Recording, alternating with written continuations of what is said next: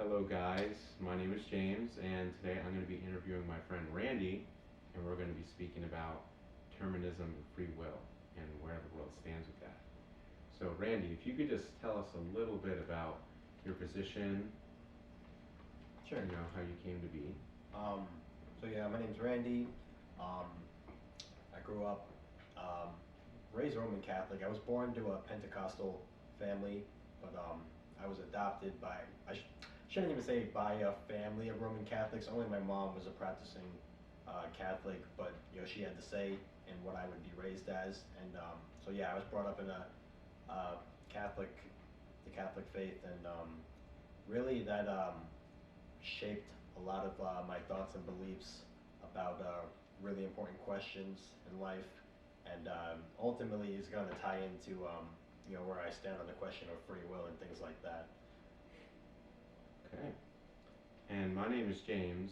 Much like Randy, I did uh, learn to grow up with some Catholic beliefs. I did go to church and I did get confirmation, but as my high school and college career went on, I did learn to drift away. And with the way that the world is now, I'm slowly adopting more of the deterministic belief that maybe we aren't free and maybe all of our decisions are just determined from factors that we had little to no control over. So, Randy, I'm curious, what makes you come to accept, or, just come to accept the idea that, or accept more of what God has taught with free will? Mystic views lie in complete conflict with that. So, as you alluded to, there is this idea that we don't have free choice in the decisions we make, and I think this just makes a complete mockery of how we experience life. One example that comes to mind is, the justice system. Right? So, we have this idea that moral outrage is justified when individuals commit certain moral atrocities, such as shooting up a school of children or something like that. All of the world gets angry when we hear these things, but you have to ask yourself, does that make sense to really show outrage and anger toward a person when they literally could not have done anything else? It's kind of terrifying, you know. Even if you accept it intellectually, just the idea of living that way, where you can't be angry at someone over the decisions they quote unquote make, just seems absurd to me. So that's just one example of how I just feel like determinism kind of robs us of our humanity, so to speak. Well, Randy, um, even with the idea that, determinism would hold the idea that there is little to no moral accountability based on what an individual does, I still think that they should be held accountable for the action that they committed. In terms of that school shooting, I don't think the person should be punished. I think the person should be instead rehabilitated. Maybe those factors can maybe change them. What do you say to that? Well, yeah, I mean, I would say that you could do both. Like, you could, you know, punish the person, because I think I think you enter another problem if you believe in only rehabilitation for someone that does something that like gruesome. Um, but yeah, rehabilitation could be a part of it as well.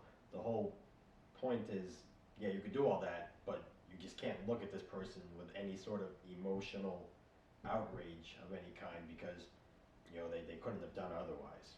But again, to your point, like you said, yeah, you can still see them as a threat, and therefore place them in whatever institution or program that you see fit. But the point still stands about the whole moral accountability thing. Hmm. Well, in terms of the moral accountability, would you agree that what would be considered a free choice or free will? Because as a determinist, determinism works in the sense that every action that you choose is determined by nothing that you control. So the reason, let's say, if I'm having breakfast in the morning, the reason I chose, let's say, Captain Crunch was because, I was too lazy to make an egg and I didn't want to use the toaster. So I just grabbed a bowl and some cereal and then I poured some milk in, and that's how I got my Captain Crunch.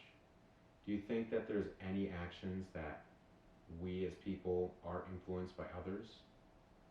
Yeah, and this is like where it gets really interesting because, you know, in my view, I don't really see, free will and determinism as complete polar opposites. They kind of work with a sort of polarity, so to speak, because, you know, um, I think there are certain degrees, like freedom essentially is a product of free will. There is free will, but there's also destiny.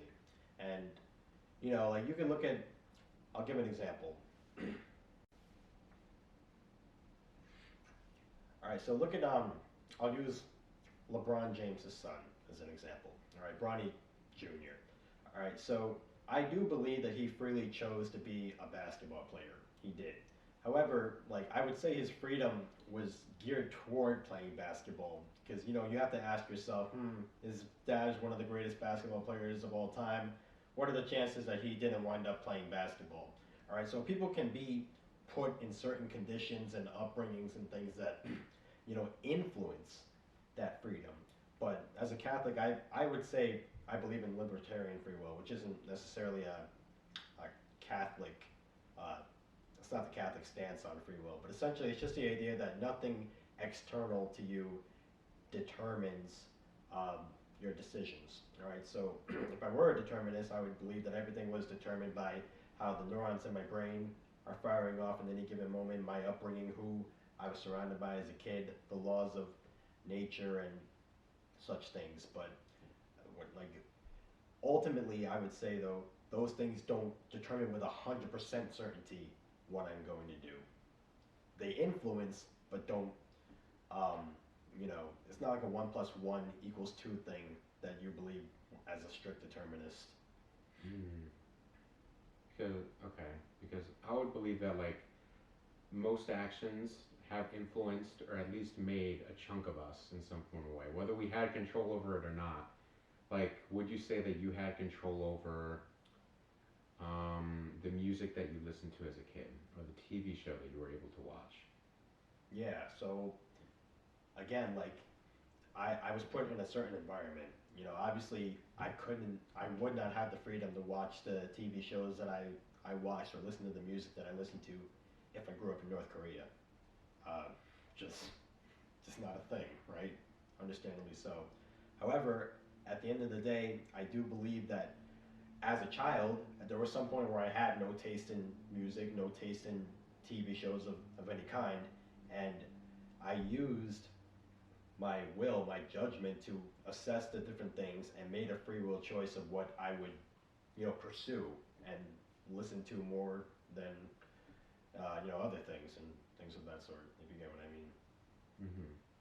Okay. So, Mr. Randy, even with the last example involving the children, and as a psychologist, I would say, as a child, most, if not all, your actions are determined based on the care you get and what you're given. But you still argue that you still have some sense of choice. And assuming as a child, most of your choices are determined from like what you're given and brain function. Where does free will come from as a kid? Yeah, so as a qualifier, I would concede that, yeah, as an infant or small child, yeah, you have very little freedom, like just because your capacity to reason and experience the world and understand things is just so limited that yeah, there's very little freedom there. But as a Catholic, I do believe that there is a soul, right, that each human being has that is the source of things like intellect that separates us from the rest of the animals. Our ability to reason, to understand the universe, and things like that. And while as like a human being, a lot of you, your existence is material. You're flesh and blood, so to speak. So, but there is more to that comes from the soul. And I would say, as you develop, you are able to through your mind better access these capabilities that you've been granted as a child of God or or I should say, a human being with God's image. Hmm. Okay. Yeah. So in other words, like you you have this spiritual essence to you. You're not just flesh and bone, and that is what essentially instantiates your your will and your freedom to do what your flesh and blood, your deterministic flesh and blood would otherwise determine you to do. Hmm. Okay. Yeah. Very interesting with the spiritual essence, because I know determinism is largely based on like the physical realm, and based on whatever's in it, that determines on what your actions are going to be. So it's interesting that you mentioned the spiritual essence. Sure. And as far as the spiritual essence goes, is there any limitations or is there any way to cultivate it or develop it? Yeah. So as human beings, we are limited, of course.